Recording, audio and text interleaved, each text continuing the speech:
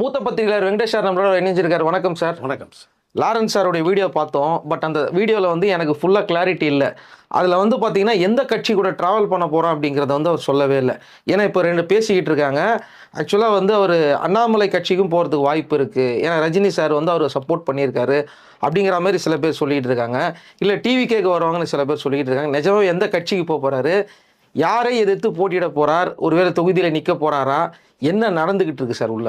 Lawrence அவர்களுக்கு வந்து அரசியல் கட்சிக்கு வரணுங்கிறது ரொம்ப பல வருடங்கள் ஆசை அவருக்கு இருக்குது மனசில். பட் அதன் விளைவாக தான் பார்த்தோம்னா நிறைய ட்ரஸ்ட் மூலமாக ஆரம்பித்து நிறைய உதவிகள் பண்ண விஷயம் நம்ம தெரியும். அதுக்கு நம்ம விளக்கம் கொடுக்க வேண்டிய அவசியம் இல்லைன்னு நினைக்கிறேன். நிறைய ஒரு சின்ன குழந்தையை எடுத்து வளர்த்து இன்றைக்கி 22 வயசு வரைக்கும் ஆனால் அந்த ஸ்டில்லையை காமிச்சிருக்காரு இப்போ உங்களுக்கு. அதை ஸோ அதனால் நிறைய ஈடுபாடு கொண்டவர். இப்போ அரசியலில் வந்தால் இன்னும் மேலே நிறைய சிறப்பாக செய்யலாங்கிறது அவருடைய எண்ணம். அப்போ அதற்குரிய நேரங்காலம் வரணும் எப்போயுமே உங்களுக்கு.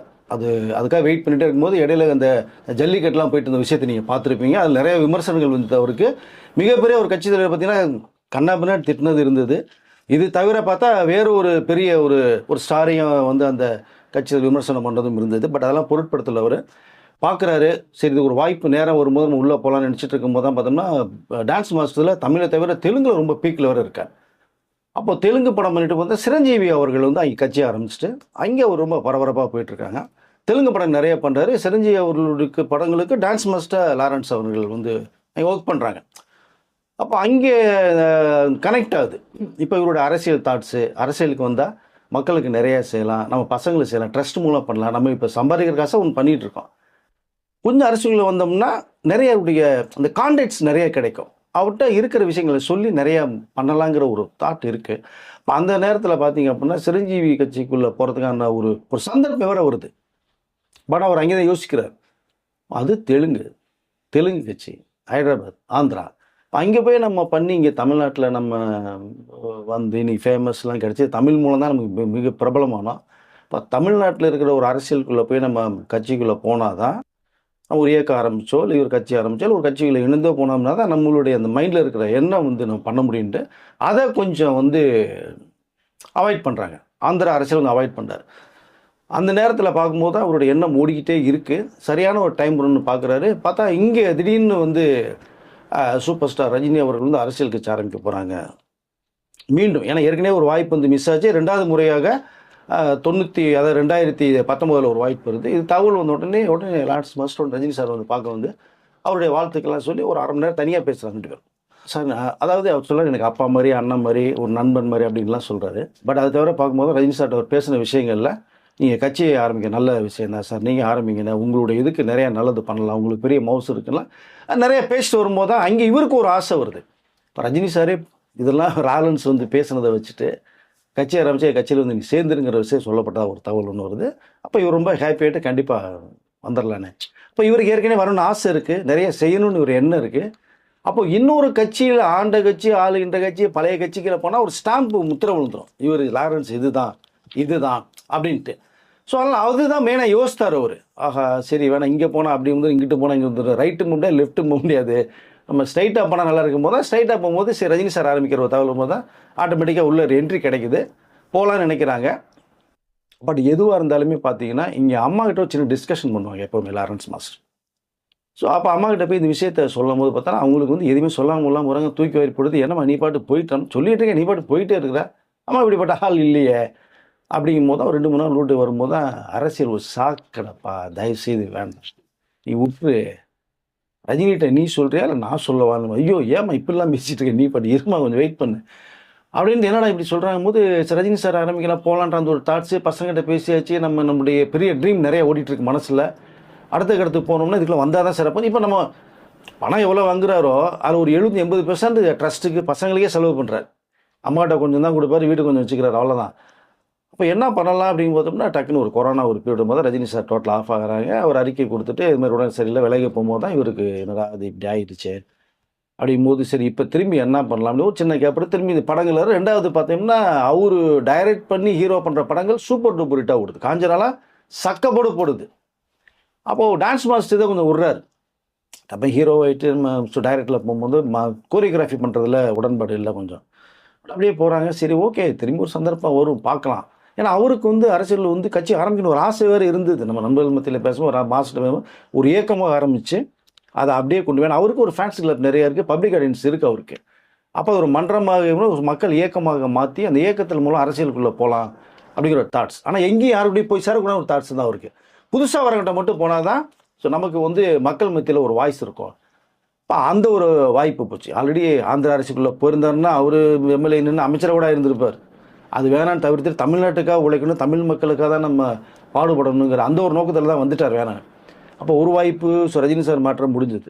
இன்னொரு வாய்ப்பு போகும்போது தான் படங்கள் நிறைய ஹிட் ஆகுது. சரி நம்ம டைரக்ஷன் பார்ப்போம், வாய்ப்பு வரும்போது பார்க்கலான்ட்டு இருக்கிற சமயத்தில் இங்கே தான் ஒரு பேரதிர்ச்சி, ஒரு இன்ப அதிர்ச்சின்னு சொல்லிக்கலாம். விஜய் அவர்கள் வந்து அவர் எப்படி லாரன்ஸ் அவர்களுக்கு வந்து அரசியல் ஆரம்பிக்கணும்னு ஆசை இருக்குது, அது விஜய் அவர்களுக்கு பல வருடங்களே அவருக்கு ஒரு ஆசை, நம்ம கட்சியை ஆரம்பிக்கணும், தமிழ்நாட்டு மக்களுக்கு ஏதோ செய்யணும் அப்படிங்கிற ஒரு எண்ணம் இருக்கும்போது தான் அந்த ஐடியா விஜய் அவர்களுக்கு வருது. அப்போ முக்கியமான நண்பர்கள்ட்ட தான் ஃபஸ்ட்டு டிஸ்கஸ், நம்ம ஏற்கனவே நிறைய வீடுகளை பேசுகிறோம், நண்பர்கள்ட்ட தான் அவர் வந்து ஐடியா கேட்டது, நண்பர்கள் சொன்ன அடிச்சலாம் வந்ததுங்கிறத சொல்லியிருக்கோம். அப்போ அந்த நேரத்தில் பார்க்கும்போது அவருடைய நெருங்கிய நண்பர் வாடாப்பட ஃப்ரெண்ட்ஸு நிறையா இருக்காங்க. முக்கியமாக சஞ்சீவ் எடுத்துக்கலாம், ஸ்ரீநாத் எடுத்துக்கலாம், எல்லாம் கேட்குறாங்க. அப்போ இங்கே வந்து இதுக்கு இடையில பார்த்தோம்னா கோரியோகிராஃபி வேணான் இருந்தார் பார்த்தீங்களா மாஸ்டர். அந்த நேரத்தில் விஜய் அவர் வந்து பர்டிகுலராக வந்து லாரன்ஸ் மாஸ்டர் தான் எனக்கு கோரியோகிராஃபி பண்ணணும், நான் சொன்னேன்னு சொல்லுங்கள், மாஸ்டர் ஹீரோவாகட்டும் டைரக்டர் ஆகட்டும் பிரச்சனை இல்லை, எனக்கு படத்துக்கு பண்ணணும்னு சொல்லும்போது தான் இந்த தகவல் போகுது மாஸ்டருக்கு, விஜய் சார் படத்துக்கு இந்த கோரியோகிராஃப் நீங்கள் பண்ணணும், அது அவரே லைக் பண்ணுறாரு அப்படிங்கும்போது யோசிக்கிறார். ஐயோ இவர் பெரிய ஏன்னா அது விஜய் எந்த இடத்துல இருக்கான்னு தெரியலையா.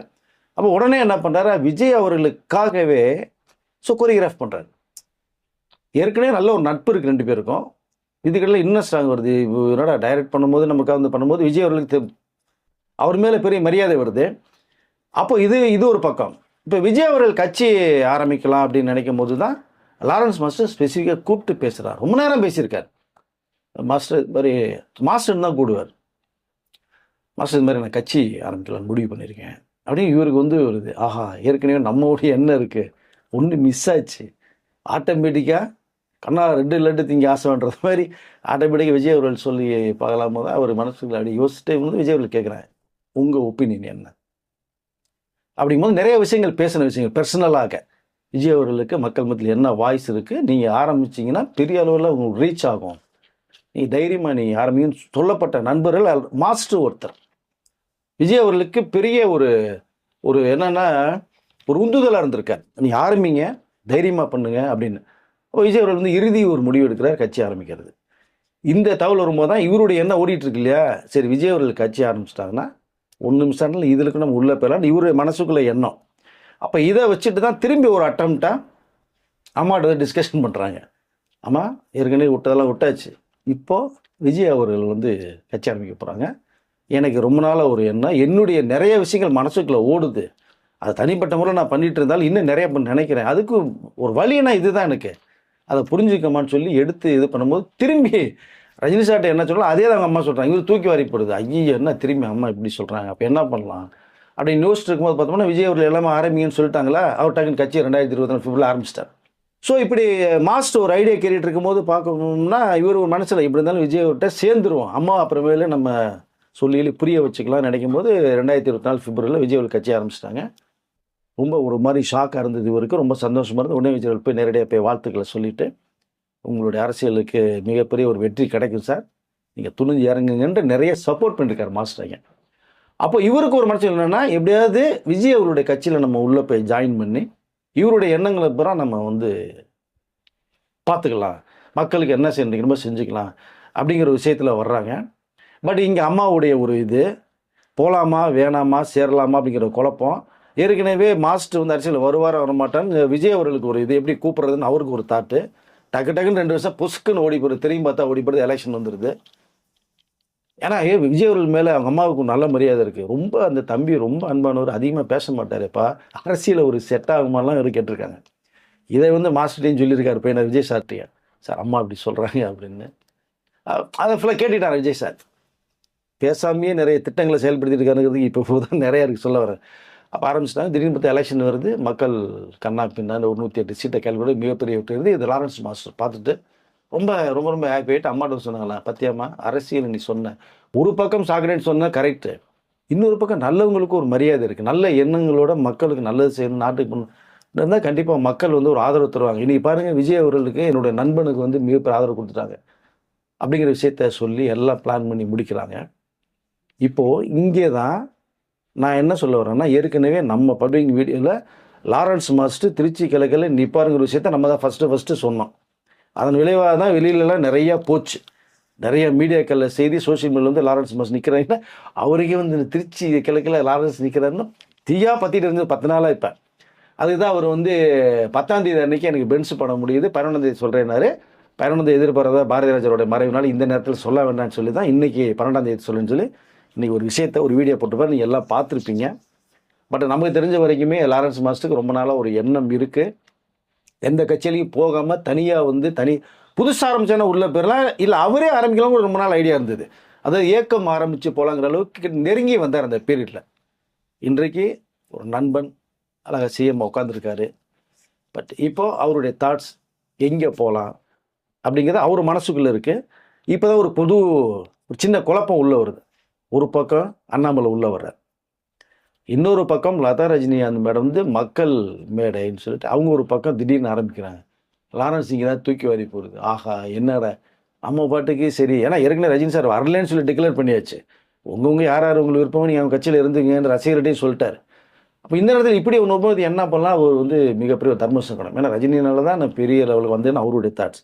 இங்கே முக்கியமான நண்பர் விஜய் அவர்கள். அப்போது எனக்கு தெரிஞ்ச வரைக்குமே என் மைண்டில் வர்றது பார்த்திங்க அப்படின்னா, கண்டிப்பாக லாரன்ஸ் மாஸ்டர் விஜய் அவர்கள் கட்சியில் தான் போய் சேர்ந்த வாய்ப்பு நெருங்கி வரலாம் அப்படின்னு நினச்சிட்டு நான் ஒரு விஷயத்தை தான் ஏற்கனவே சொல்லியிருந்தேன். திடீர்னு இந்த பக்கம் வரும்போது தான் அண்ணாமலைகளோட போயிடுவார் அப்படின்னா, இங்கே ஏன் அண்ணாமலைக்குள்ளே போகிறோம்னு நிறைய பேர் வந்து ரஜினி அவர்களுக்கு மிக நெருங்கிய லாரன்ஸு. அவர் வந்து யாராவது வேறொரு மனிதரை நிற்க வச்சு அரசியலில் கொண்டு போய் ஆதரவு தெரிவிக்கணும் ஒரு தாட்ஸ் இருக்குன்னு மாஸ்டரை சொல்லியிருக்காரு. இப்படி வருது. அப்போது ரஜினிகாந்த் அவர்கள் சொல்கிறது தான் மாஸ்டர் போவார்னு ஒரு பக்கம் கிளப்பி விட்டாங்க எல்லா பேருமே. அது ஒரு பக்கம் ஓடிட்டுருக்கு. இப்போ அவருடைய தாட்ஸு யார் பக்கம் அரசியலுக்கு இறங்கலாம் நம்ம பெர்மிஷன் கொடுத்துட்டாங்க. இப்போ விஜய் அவர்கள் சிஎம் பண்ணோடனே மனு கேட்கும்போது, ஓகே உன்னுடைய ஆசைக்கு நான் இனிமேல் தடங்களாக இருக்க மாட்டேன், அரசியலில் போகணும் ஆசைப்படுறியா போ, நல்லது நினைக்கிறல, மக்கள் புரிஞ்சுக்கோங்க, மக்களுக்கு நல்லது பண்ணணும்னு சொல்லிட்டாங்க. இப்போ அரசியலில் இறங்க போகிறேன் அப்படின்ட்டார். ஸோ இதுதான் நாம் சொன்னோம், அரசியலில் கண்டிப்பாக உள்ளே வர்றார். ஆனால் டிவிக்கேல தான் போவாருங்கிறதா ஒரு தாட் இருக்குது இப்போதைக்கு. நமக்கு வந்து தகவல் அதுதான். இந்த நேரத்தில் தான் ரஜினி அவர்கள் கூப்பிட்டு அண்ணாமலைக்கு ஆதரவு சொல்லுன்னு சொல்லுவாரா, இல்லை மக்கள் மேடையில் லதா ரஜினிகாந்த் மேடத்துக்கு வந்து ஆதரவு தான் சொல்லி சேர்க்க சொல்லுவாங்களா அப்படிங்கிற ஒரு குழப்பம் வந்து மற்றவர்களுக்கு கிளப்பி விட்டால் தான். அதை நல்லா புரிஞ்சுங்க. ஒரு ஐடியா ஓடிக்கிட்டு இருக்கு. இப்போ என்ன பண்ணலாம் அப்படிங்கிறத மக்கள் கையில் விட்டுட்டார். நீங்கள் என்ன, நான் பேசின வீடியோ பார்த்துருப்பீங்க. உங்களுடைய கருத்தை நீங்கள் எனக்கு கமெண்ட்ஸில் சொல்லுங்கள். அரசியலுக்கு வந்தாச்சு, நான் எங்கே போகணுங்கிற முடிவை சொல்லுங்கன்னு சொல்லி முடிச்சிட்டார், மக்கள்கிட்ட விட்டார்.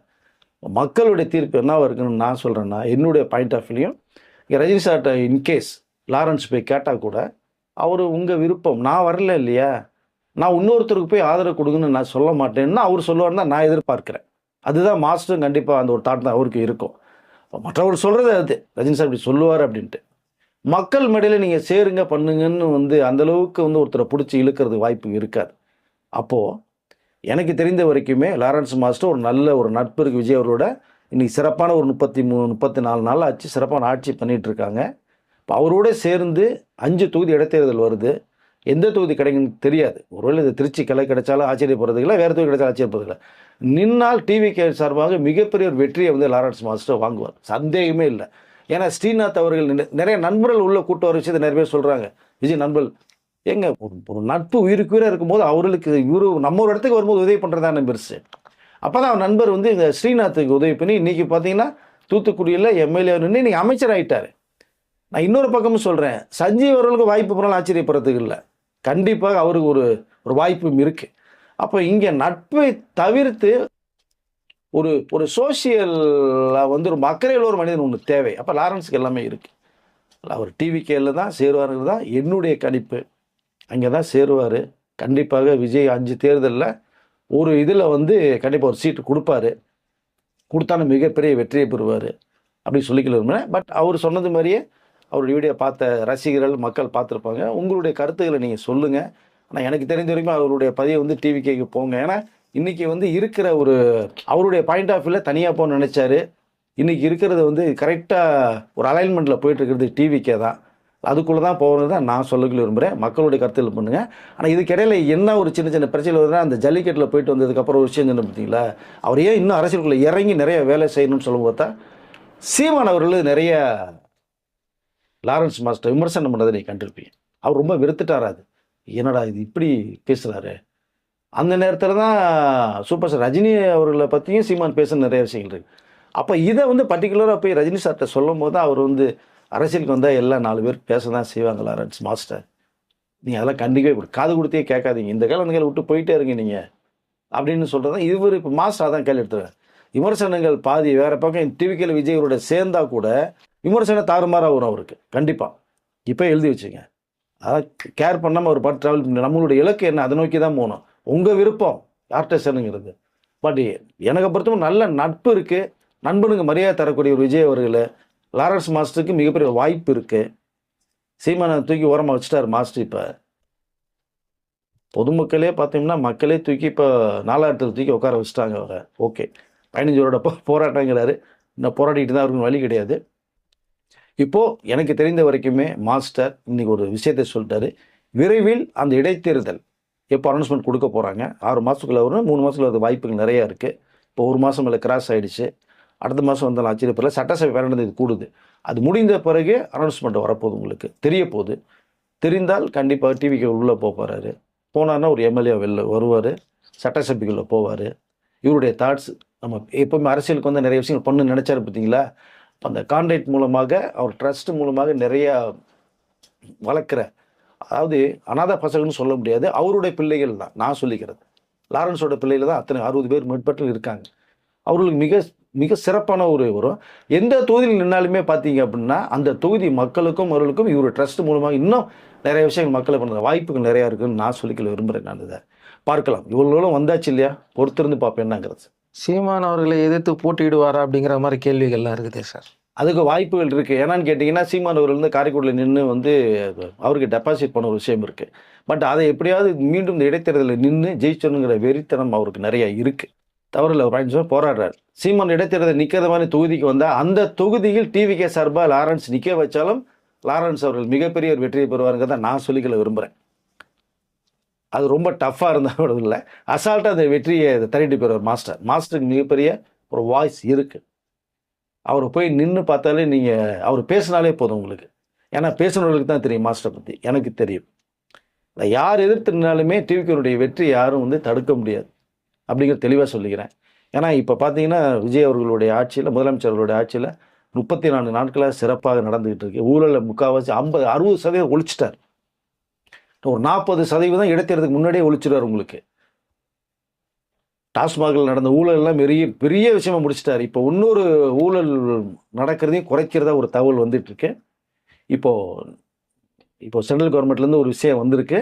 இப்போ ஒரு நேற்று நிதி ஆயோக்குள்ளே போய் பேசிட்டு வந்த விஷயங்கள், எய்ம்ஸ் கோயம்புத்தூரில் வரப்போகுது, திருச்சி டு கோயம்புத்தூருக்கு 6 வழி பாதை போட போகிறாங்க, செங்கல்பட்டு டு திருச்சிக்கு 6 வே அந்த ரூட்டு போட போகிறாங்க. நிறைய விஷயங்கள் பண்ணால் என்னடா 35 நாள் கூட ஆகலை, ஒரு மனுஷன் போய் இவ்வளோ விஷயத்தை சாதிச்சுட்டு இன்றைக்கி ரொம்ப எல்லா பேருமே டெல்லியிலே சொல்கிறது பார்த்தீங்கன்னா ரொம்ப ஸ்டைலிஷான ஒரு சிஎம், தமிழ்நாட்டு சிஎம் விஜய் அவர்கள் அப்படின்னு ஸ்டைலாக பேசுகிறாங்க அவர். அந்த இது நம்ம இந்த நேரத்தில் அதை சொல்லக்கூடாதுன்னு நினைக்கிறேன், சொல்ல வேண்டிய நெஸ்டி இருக்குது. அந்த நிதி ஆயோக் கூட்டத்தில் பார்த்தீங்கன்னா ஃபர்ஸ்ட் லைனில் தமிழகத்தின் முதலமைச்சர் நிற்க வச்சுருக்காங்க. அது எல்லாருக்கும் பொறாமை, எப்படி ஃபர்ஸ்ட் லைனில் நிற்க வைக்கலாம், எதுக்கு பொறாமை, எதுக்கு வைத்திருச்சு, தேவையே இல்லை. அவருக்குள்ள மரியாதையே டெல்லி கொடுத்துருக்கு. அப்போ இவர் என்ன மாதிரி இருந்திருந்தா டெல்லி அந்த ஃபர்ஸ்ட் நிற்க வச்சுருப்பாங்கிறத புரிஞ்சுக்கணும் ஃபர்ஸ்ட். ஸோ நிறைய விஷயங்கள், நிறைய ஊழல் ஒழிச்சிட்ருக்காங்க. ஸோ லஞ்சத்தை ஒழிக்கிறாங்க, போதை கராச்சத்தை ஒழிச்சிட்ருக்காங்க, சிங்கப்பெண் வந்தாச்சு, நிறைய விஷயங்கள் இருக்குது. அடுத்தடுத்த வீடியோவில் நம்ம பேசுவோம் சார். நன்றி சார். நன்றி சார்.